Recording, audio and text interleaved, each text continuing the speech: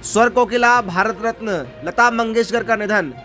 92 साल की आयु में कोरोना और निमोनिया बीमारी के कारण ब्रीच कैंडी अस्पताल में उनका निधन हुआ है। पिछले 29 दिनों से वो इस बीमारी से लड़ाई कर रही थी। पिछले 4-5 दिनों में वे काफ़ी रिकवर हुई थी, लेकिन अचानक ये खबर आई कि लता मंगेशकर का ब्रीच कैंडी अस्पताल में 92 वर्ष की आयु में निधन हो गया है।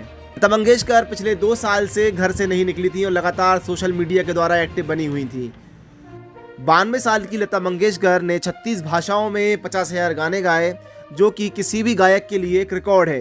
करीब 1000 से ज़्यादा फिल्मों में उन्होंने अपनी आवाज़ दी। 1960 से 2000 तक का एक दौर ऐसा भी था जब लता मंगेशकर की आवाज़ के बिना फिल्में अधूरी मानी जाती थी।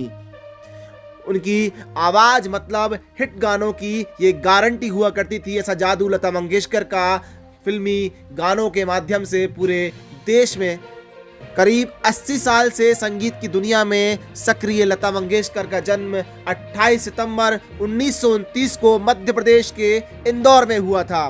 13 साल की उम्र में 1942 में उन्होंने गाना शुरू कर दिया था। लता मंगेशकर के पिता धीरानाथ मंगेशकर भी संगीत की दुनिया और मराठी रंगमंच के एक जाने माने शख्सियत थे, एक जाना माना नाम था।